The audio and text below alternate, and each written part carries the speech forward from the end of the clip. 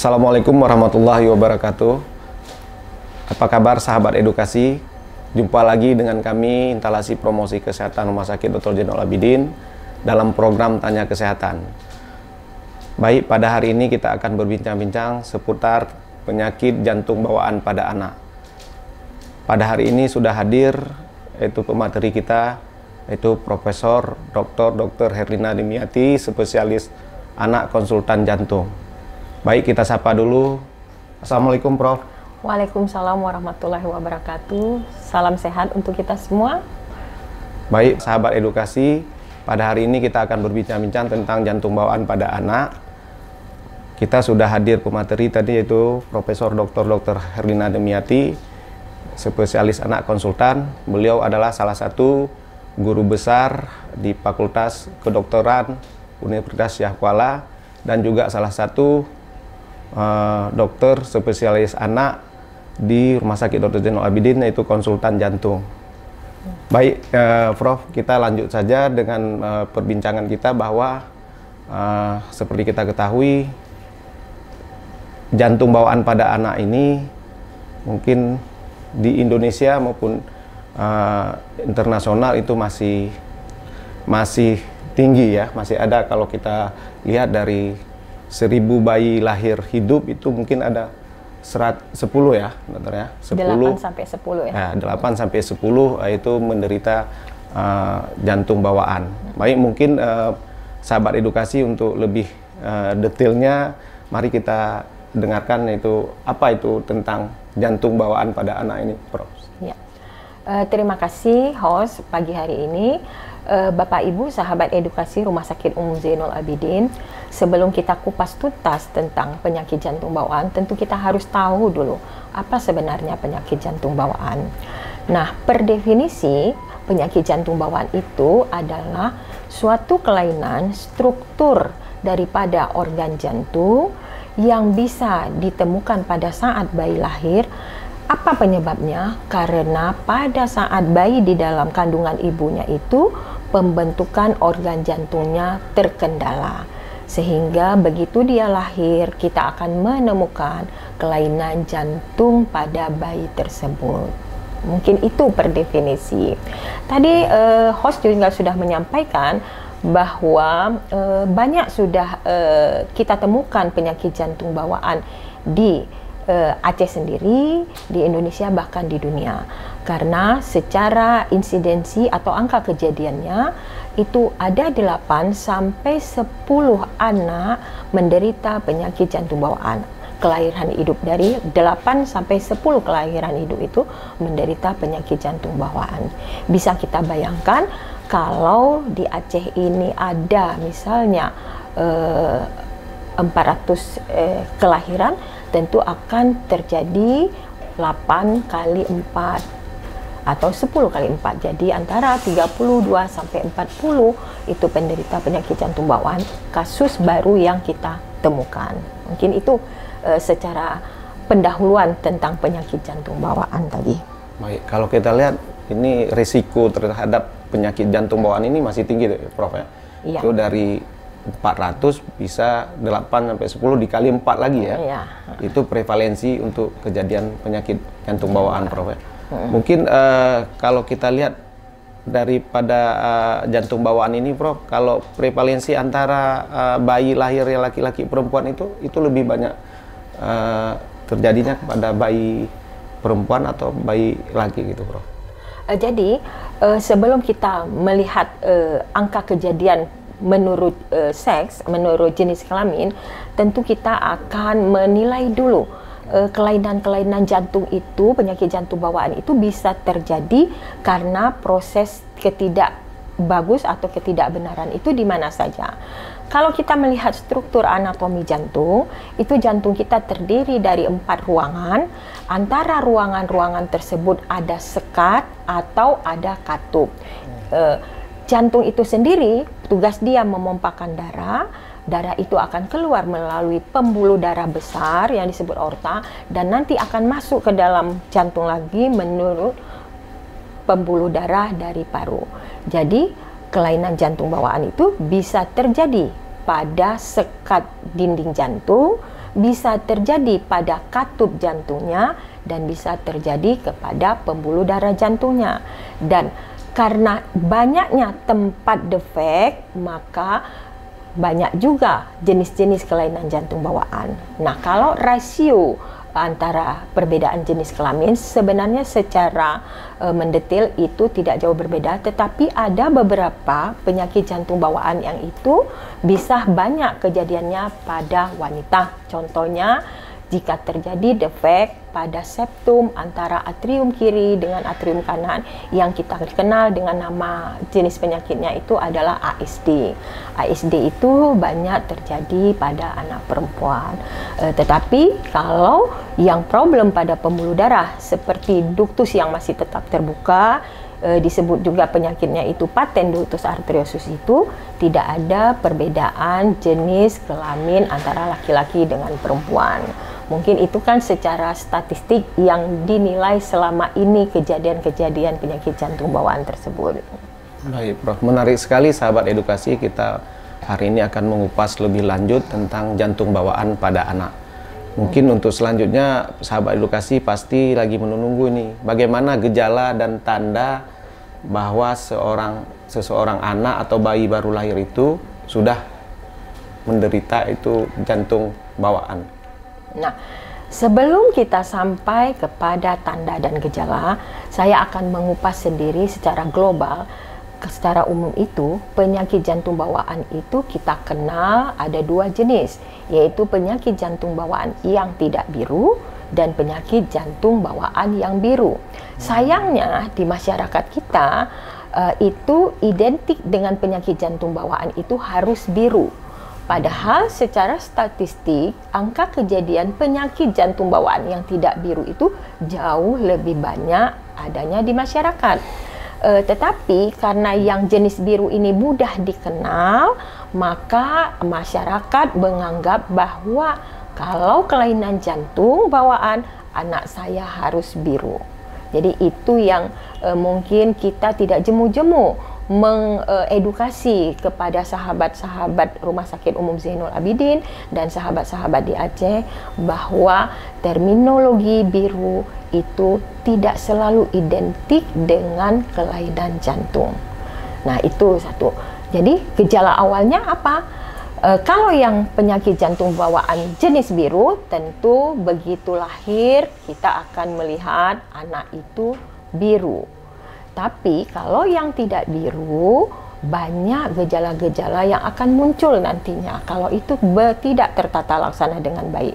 Seperti anak tidak naik berat badan, anak sulit melakukan sulit untuk makan, sehingga status gizinya itu tidak baik. Kemudian sering dengan infeksi paru berulang. Kemudian untuk beraktivitas itu tentu mempunyai lebih tidak menjamin untuk beraktivitas dengan optimal atau mudah lelah. Kemudian kalau kalau nanti penyakit jantung bawaan itu tidak tertata laksana dengan bagus dan jantungnya bisa lelah untuk bekerja, akhirnya anak jatuh kepada dalam keadaan gagal jantung. Kalau kita lihat secara klinis kesehariannya itu anak sesak, kemudian mata bisa bengkak, perut bisa bengkak, kaki bisa bengkak. Bahkan untuk penyakit-penyakit jantung bawaan lainnya akan terjadi gangguan irama jantung. Kalau ini semua akan terjadi, tidak tertutup kemungkinan akan menimbulkan kematian dini pada seorang anak dengan penyakit jantung bawaan. Mungkin itu gejala-gejala klinis yang harus kita waspadai. Baik, sahabat edukasi, mungkin dari gejala kita sudah dapat tadi dari penjelasan dari Prof bahwa untuk pencegahannya, Prof, ini kan pencegahan daripada jantung bawaan ini pasti dari dalam kandungan dari ibunya, Prof. Mungkin apakah yang pertama mungkin pencegahan dari ibunya saat dia untuk mempersiapkan untuk kehamilan, kemudian saat dia memang sudah bayinya di dalam kandungan itu, mungkin Prof mungkin bisa dicegah supaya tidak terjadi pada bayi lahir itu tidak terjadi penyakit jantung bawaan gitu, Pak. Nah, sahabat edukasi yang saya cintai, bahwa karena kita tahu tadi awal daripada penyakit jantung bawaan itu terjadi karena ketidaksempurnaan pembentukan organ jantung.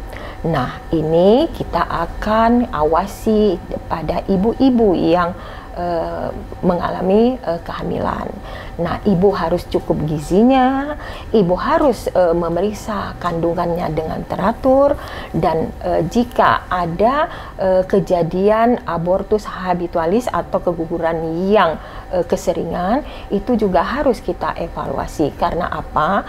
Salah satu penyebab daripada penyakit jantung bawaan itu adalah jika terjadi infeksi virus pada ibu.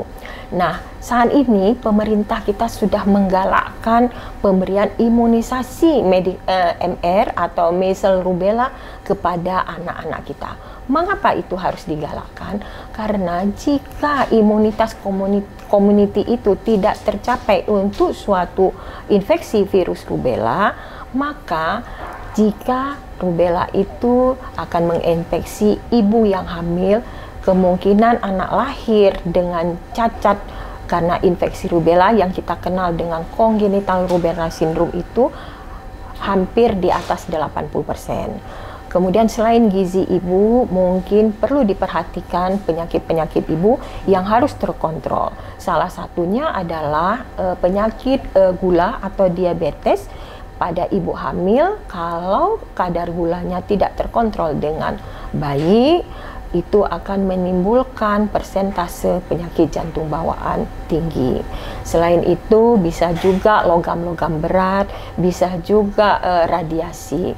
Tetapi hal ini semua apa yang perlu kita tekankan adalah pengawasan pada kehamilan, konsumsi obat-obatan yang akan menyebabkan gangguan pembentukan organ jantung perlu dievaluasi, perlu dinilai dari awalnya. Jadi tidak sembarang minum obat. Kalau sakit, mari kita berkonsultasi dengan dokter kebidanan agar kesehatan jantung bayi kita juga bisa terjamin. Mungkin itu sekilas atau secara komprehensif etiologi atau penyebab dari penyakit jantung bawaan.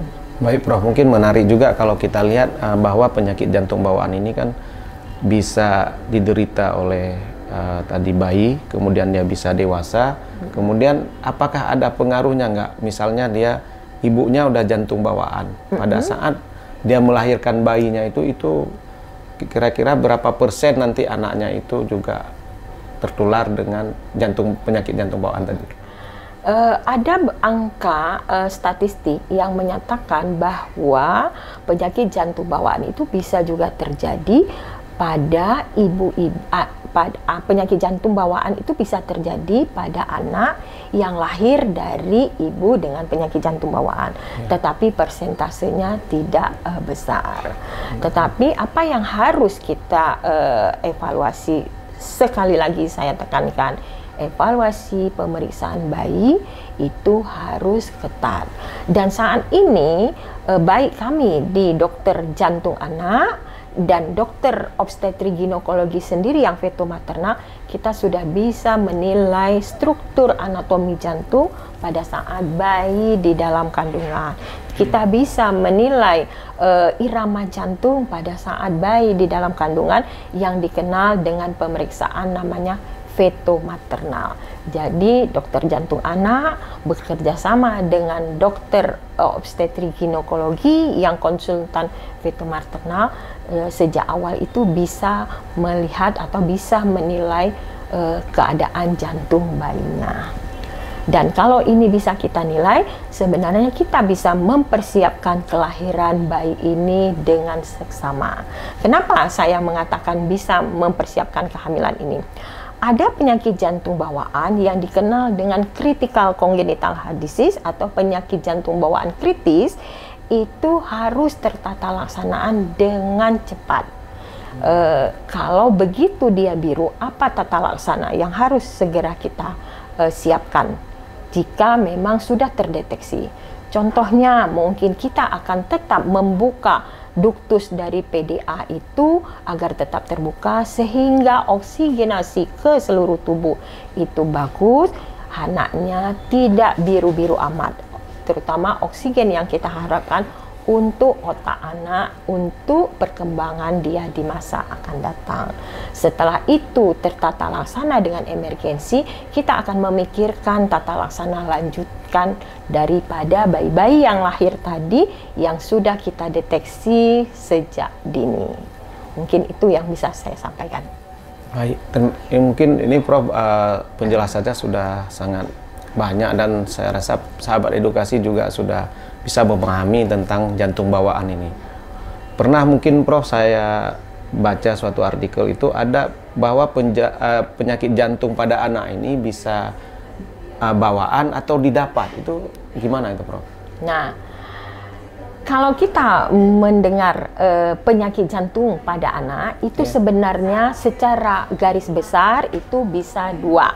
Yang tadi kita bahas detail tadi itu namanya penyakit jantung bawaan. Tapi ada juga penyakit jantung didapat. Di negara-negara berkembang, bahkan di negara maju sendiri, Amerika Serikat itu, angka kejadian penyakit jantung didapat yang disebabkan oleh infeksi Streptococcus pada faring dan tidak tertata laksana dengan baik, itu akan menyebabkan kerusakan daripada katup jantung. Nah, awalnya anak-anak ini infeksi kuman Streptococcus di kerongkongannya. Tidak tertata laksana dengan baik, maka jatuhlah dia kepada penyakit yang dikenal dengan demam rematik akut. Demam rematik akut ini juga tidak tertata dengan baik, tidak mendapat profilaksis dengan bagus, maka si kuman tadi proteinnya itu dia bersahabat benar dengan protein katup jantung. Akhirnya katup jantung akan rusak atau katup jantung itu akan kaku. Dan ini yang kita kenal dengan penyakit jantung rematik. Sayangnya kalau kita sampaikan penyakit jantung rematik selalu ada kesimpulan dari orang tua, wah anak-anak juga ada sakit rematik ya. Wah, jantung ini bisa rematik juga ya. Ini yang tidak jemu-jemunya kita sampaikan. Sebenarnya penyakit jantung rematik sebelum sampai kepada keadaan ini, mari kita memprepare demam rematik akut itu tata laksananya dengan paripurna. Jangan dong, tadinya sebenarnya faringitis biasa, radang-radang tenggorok. Anak kita karena nggak benar tata laksana pengobatannya jatuh kepada demam rematik, ditambah lagi demam rematiknya nggak benar tata laksananya, jatuhlah dia kepada penyakit jantung rematik. Ini yang penyakit jantung didapat yang banyak kita temukan di negara berkembang. Bahkan di rumah sakit kita itu, di poli jantung itu ada tuh anak setiap bulan 28 hari sekali itu datang hanya untuk disuntik. Suntiknya itu yaitu untuk pencegahan si kuman itu enggak dia overgrowth kembali. Mungkin itu. Baik Prof, mungkin untuk sesi lain yang kita bahas lebih lanjut mungkin itu dia. Untuk kedepannya itu penyakit jantung rematik yang didapat atau penyakit jantung rematik yang didapat. Ya. Oke, baik sahabat edukasi, mungkin kita sudah mendengar tadi bahwa penyakit jantung bawaan ini terhadap gejala, kemudian penyebab, pencegahan dari ibunya supaya tidak terjadi pada bayinya lahir dengan penyakit jantung bawaan. Mungkin ini Prof, kita perlu mungkin sahabat edukasi juga menunggu nih, apabila anaknya sudah memang menderita jantung bawaan, tetapi dia tetap bisa hidup sehat sampai dewasa gitu Prof. Ini mungkin ada yang harus kita Prof juga jelaskan kepada sahabat edukasi gitu. Nah, kunci untuk anak ada dua komponen yang harus kita prepare atau kita siapkan. Siapkan tumbuhnya, siapkan kembangnya. Anak sakit jantung, penyakit jantung bawaan, dua ini juga harus kita siapkan.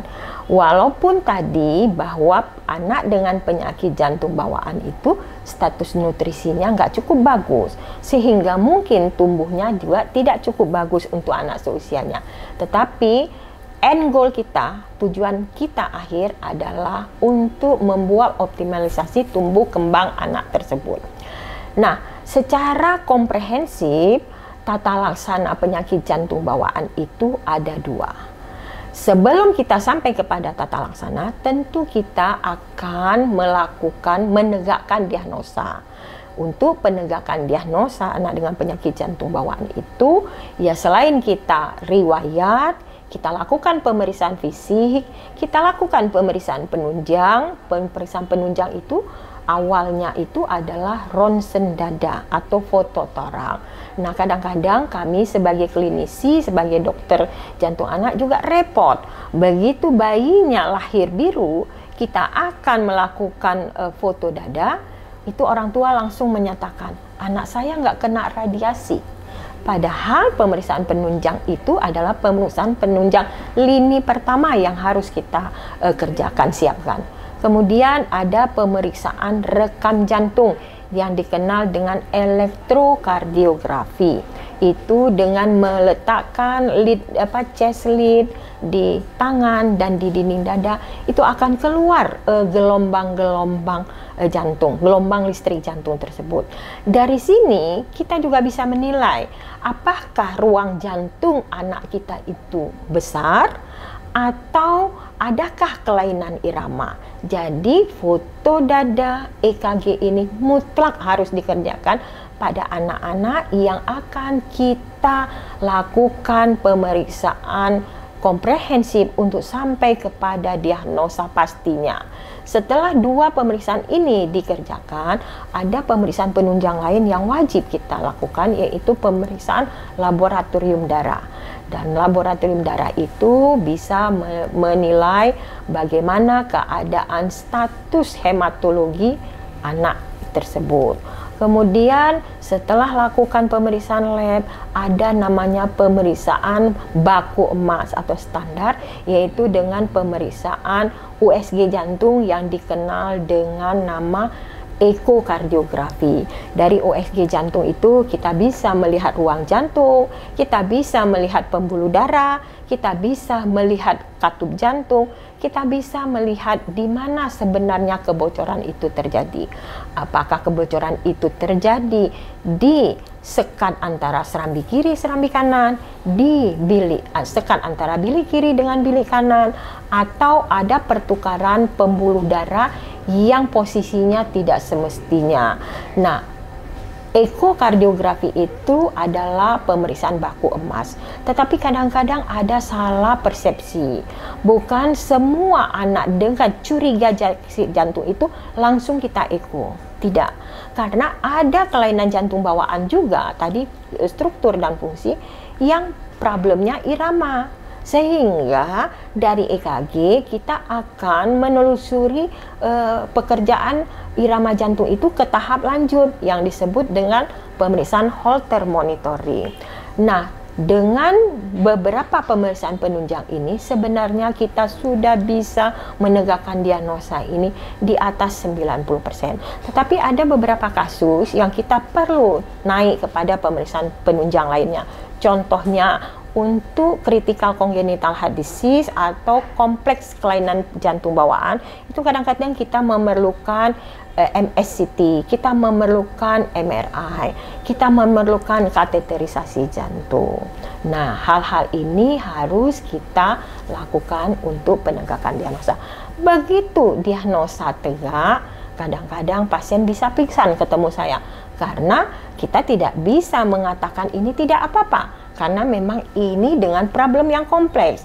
Nah, goal standar kita membereskan struktur anatomi jantung ini ada dua tekniknya. Teknik intervensi kardiologi, itu penutupan defek yang sederhana dengan tanpa pembuka dada, atau teknik operasi.